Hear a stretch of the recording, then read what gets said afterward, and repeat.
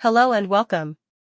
In this video, Tech It's Simple, I'm going to be showing you how you can change language on WeChat.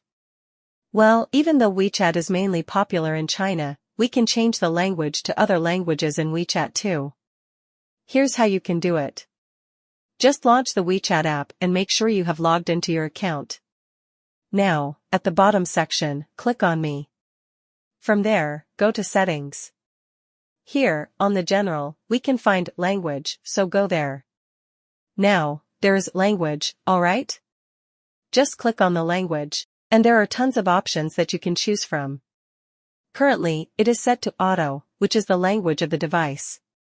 And if you want to change it to, let's say, Italiano, click on Save at the top right corner.